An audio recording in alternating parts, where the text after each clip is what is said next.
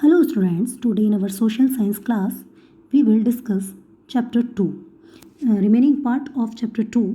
In this topic we will discuss what were the main causes of First World War. So let's start. While on the one hand the greedy European nations were trying to colonize various Asian, African territories, on the other hand, Germany and Italy had completed the process of its respective political unification. Thus, the unified Germany plunged into the competition of industrialization, commercialization, and colonization. Thus, these quickly changing global phenomena had exploited some of these countries politically, economically, and socially, due to which their development had stopped. This had led to the First World War. जबकि एक तरफ लालची यूरोपीय राष्ट्र विभिन्न एशियाई अफ्रीकी क्षेत्रों में उपनिवेश बनाने की कोशिश कर रहे थे, वहीं दूसरी ओर जर्मनी और इटली ने अपने अपने क्षेत्र की प्रक्रिया को पूरा कर लिया था। राजनीतिक एकीकरण, इस प्रकार एकीकृत जर्मनी औद्योगिकरण, व्यवसायीकरण और उपनिवेशीकरण की जो कंपटीशन था, प्रतिस्पर्धा थी, उसमें डूब गया।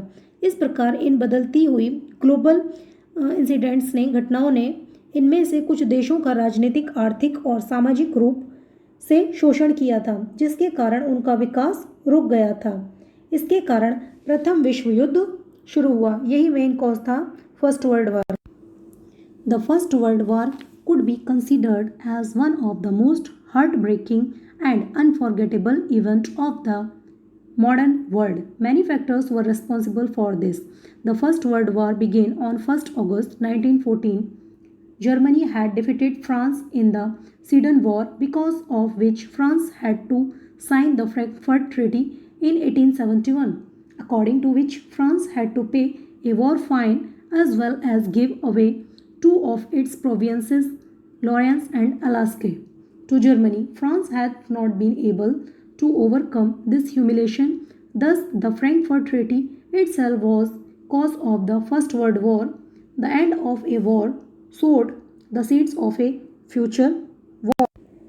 प्रथम विश्व युद्ध के कारण विश्व को दुनिया का सबसे हृदय विदारक में सबसे दुख प्रदान करने वाला, दुखी और मीन्स जिसको कभी भुलाया ना जा सके घटनाओं में से एक माना जा सकता है। मीन्स इसको कभी नहीं भूला जाने वाला ऐसी घटना थी जिसे हम नहीं भुला सकते। इसके लिए कई कारक, बहुत सारे फैक्टर्स थे जो इसके लिए रिस्पॉन्सिबल थे। फर्स्ट वर्ल्ड वॉर 1 अगस्त 1914 को शुरू हुआ था। जर्मनी ने सेडान युद्ध में फ्रांस को हराया था, जिसके कारण फ्रांस को फ्रैंकफर्ट संधि 1871 पर साइन करना पड़ा, जिसमें फ्रांस को युद्ध के लिए फाइन पे करना पड़ा और साथ ही दो प्रांतों को छोड़ देना पड़ा। जर्मनी के लिए इसके प्रांत लॉरेन और अलस को फ्रांस पर इस पर अपना अपमान को दूर करने की में सक्षम नहीं था। इस प्रकार फ्रैंकफर्ट संधि ही प्रथम विश्व युद्ध का मेन रीज़न रही, मेन फैक्टर रही। एक युद्ध के अंत में भविष्य के युद्ध के बीज बोए गए। मीन्स ये एक ऐसा युद्ध था जिसका अंत तो हो गया, लेकिन इसके अंत ने भी भविष्य में कई सारे युद्धों का बीज बो दिया था। अब इसके बहुत सारे फैक्टर्स हैं, जिनमें से फर्स्ट वन है economic factors. England had established its vast empire in Asia and Africa in the 19th century. It exploited its colonies economically and became rich due to industrialization and swift colonization. Europe required huge quantity of raw material. In the last quarter of the 19th century, Germany had started the competition to procure the markets in Asia and Africa. Germany started supplying cheaper goods in comparison of England and France. The Afro-Asian market that England and France dominated were thus broken up by Germany. Consequently, there was an intense economic competition between Germany and England.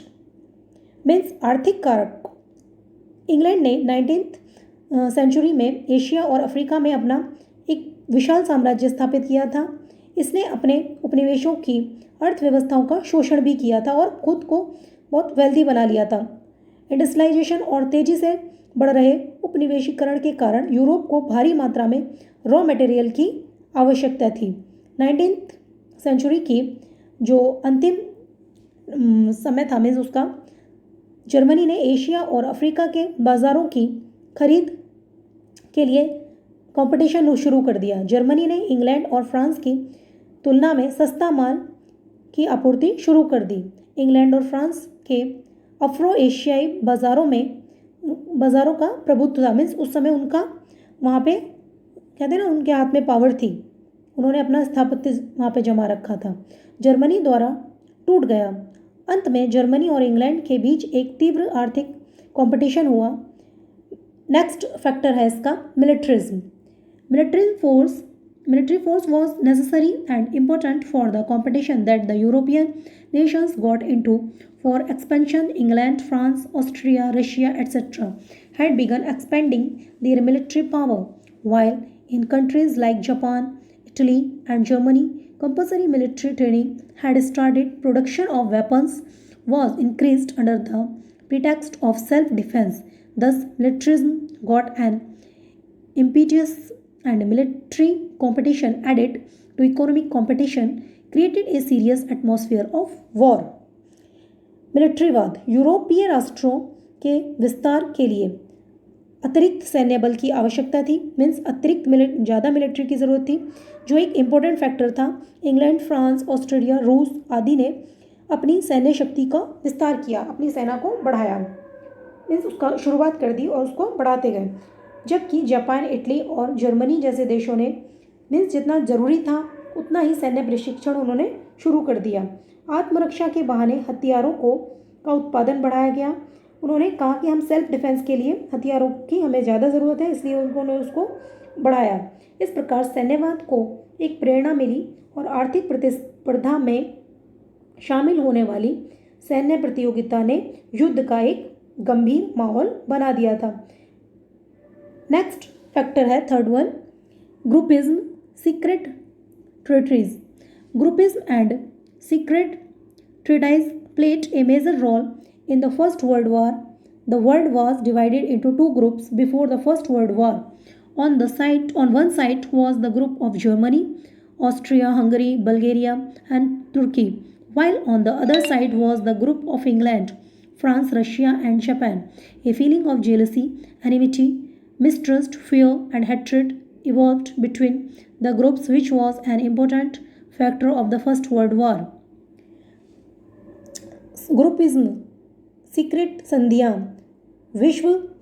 प्रथम विश्व युद्ध में समूहवाद, groupism और जो secret संधियाँ थीं उन्होंने एक बहुत बड़ी इम्पोर्टेंट भूमिका निभाई। फर्स्ट वर्ल्ड वार था, युद्ध से पहले दुनिया को उन्होंने, जो हमारा पूरा वर्ल्ड था, उसे 2 ग्रुप्स में डिवाइड कर दिया था। एक तरफ जर्मनी, ऑस्ट्रिया, हंगरी, बल्गेरिया और तुर्की का समूह था, जबकि दूसरी तरफ इंग्लैंड, फ्रांस, रूस और जापान का समूह था। ईर्ष्या, दुश्मनी, अविश्वास, डर, घृणा की भावना उन समूह के बीच विकसित हो चुकी थी। नेक्स्ट टॉपिक है हमारा feeling of fires nationalism.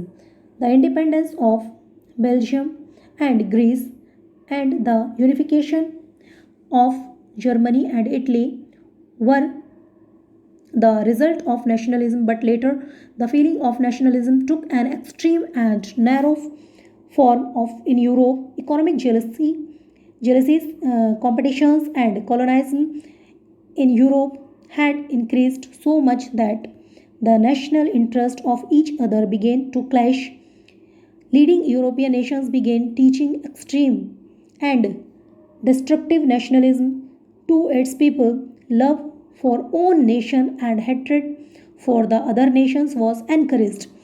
The German chief Kaiser William was the other originator of nationalism and colonialism. He was overambitious and believed in world leadership. He wanted to get things done according to his will with the help of his grand military power. The feeling of war spread across other nations as in Germany, and this had resulted in the First World War. उग्र राष्ट्रवाद की भावना Belgium और Greece की जो freedom थी और Germany और Italy का जो एकीकरण था राष्ट्रवाद का परिणाम रहा। लेकिन बाद में राष्ट्रवाद की भावना ने यूरोप में एक चरम और संकीर्ण रूप ले लिया, मीन्स नैरो माइंडेडनेस। यूरोप में आर्थिक ईर्ष्या, कंपटीशन, उपनिवेशवाद इतना बढ़ गया था कि लोग एक दूसरे के राष्ट्रीय हितों में टकराव होने लगा था। अग्रणी यूरोपीय राष्ट्रों ने अपने लोगों को अत्यधिक और विनाशकारी राष्ट्रवाद सिखाना शुरू कर दिया था। वो देश हित नहीं, राष्ट्र हित को प्रेफर कर रहे थे। अपने राष्ट्र के प्रति प्रेम और दूसरे राष्ट्रों के लिए घृणा। अपने राष्ट्र से प्रेम करना अच्छी बात है, बट दूसरों के जो राष्ट्र है उनसे हेट नहीं करनी चाहिए। बट उस समय ऐसा हो रहा था। जर्मन का जो चीफ था केसर विलियम राष्ट्रवाद और उपनिवेशवाद के अन्य प्रवर्तक थे। वो उसके बहुत बड़े सपोर्टर थे राष्ट्रवाद के। वह अति उत्साही था और विश्व नेतृत्व में वर्ल्ड लीडरशिप में उसका बहुत फर्म डिटर्मिनेशन था। वो एक वर्ल्ड का लीडर बनना चाहता था।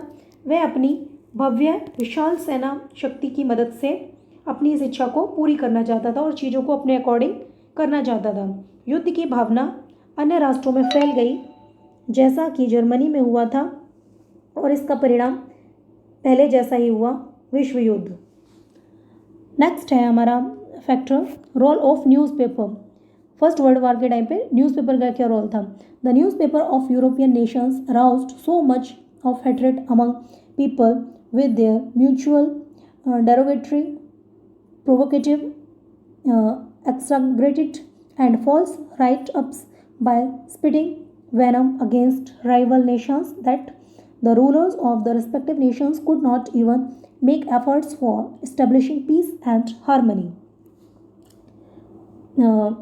समाचार पत्र जो हमारे न्यूज़पेपर्स थे उनकी भूमिका, यूरोपीय राष्ट्रों के समाचार पत्रों ने अपने जो उनके परस्पर विरोधी थे उनको अपमानजनक, भड़काऊ, मीन्स उसमें फॉल्स फेक न्यूज़ उसमें छापी जाती थी, जिससे कि लोगों के बीच में डिफरेंसेस आते थे। झूठे लेख, झूठे आर्टिकल छापे जाते थे और लोगों के बीच में नफरत पैदा की जाती थी। और उनके जो कॉम्पिटिटर्स थे राष्ट्र के खिलाफ जहर उगलते थे, जो संबंधित राष्ट्रों के शासक हो सकते थे। शांति और सद्भाव स्थापित करने के लिए भी प्रयास वो नहीं करते थे। मीन्स जो न्यूज़पेपर्स थे उन्होंने एक नेगेटिव रोल प्ले किया था उस समय पर। Next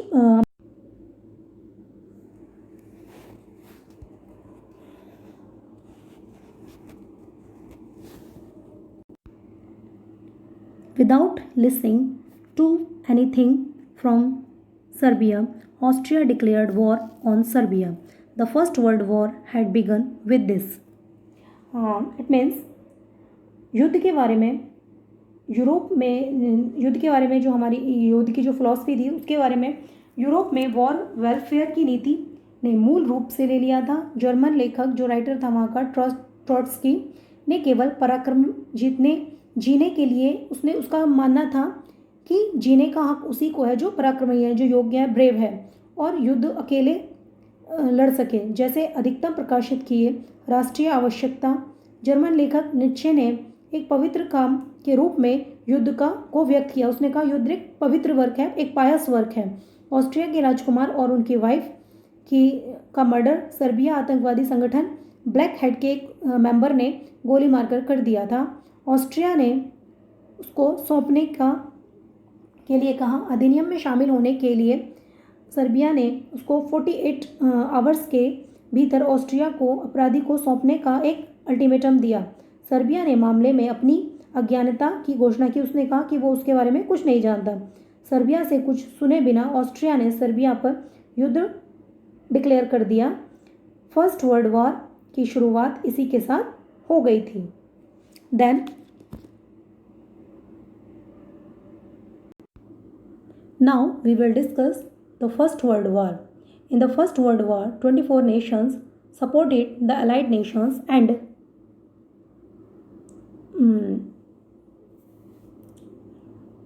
4 nations supported the Axis nations. Initially, Germany made noteworthy victories in Europe. Now, the First World War. In the First World War, 24 nations supported the Allied nations and 4 nations supported the Axis nations. Initially, Germany made noteworthy victories in Europe. It ruined the French army. It fought many submarines wars and destroyed the ships of the Allied nations. Many soldiers and civilians died because of tanks of and poisonous gases.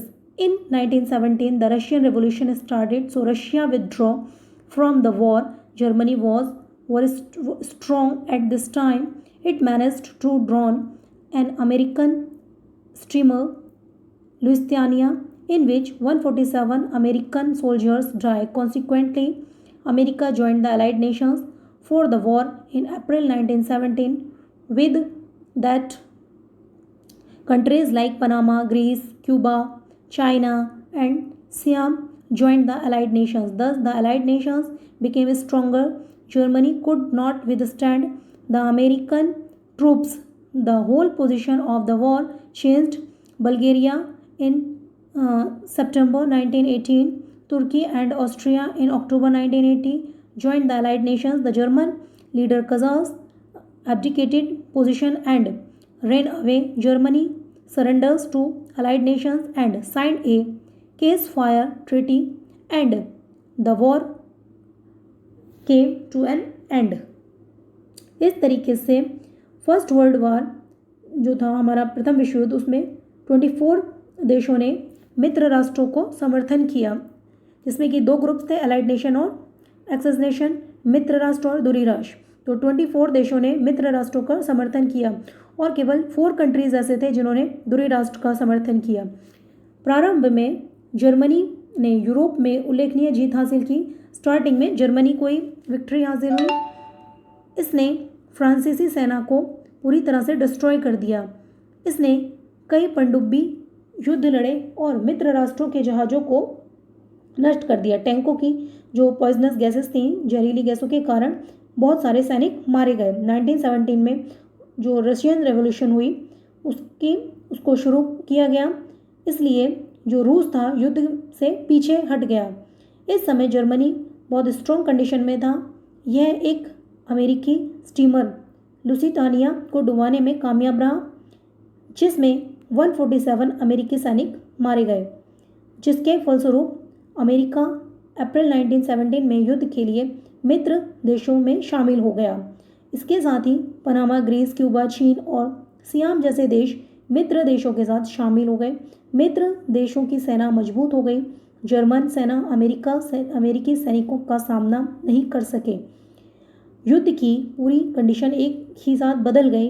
अक्टूबर 1918 में Bulgaria और अक्टूबर 1918 में तुर्की और Austria ने Bulgaria को संबद्ध देशों में शामिल कर लिया। जर्मन नेता केसर ने अपना जो उसका पोस्ट था उसे छोड़ के वो वहाँ से भाग गया। जर्मनी ने मित्र राष्ट्रों के सामने आत्मसमर्पण कर दिया, खुद को सरेंडर कर दिया, क्योंकि उनका लीडर भी वहाँ से भाग चुका था, तो अब उनके पास कोई ऑप्शन नहीं था। और युद्ध को रोकने के लिए, संधि और युद्ध को समाप्त करने के लिए उन्हें साइन भी करने पड़े। तो स्टूडेंट्स, आज की इस वीडियो को हम यहीं पे स्टॉप करते हैं। नेक्स्ट वीडियो में इसी चैप्टर को कंटिन्यू करेंगे। सो तब तक के लिए goodbye, have a nice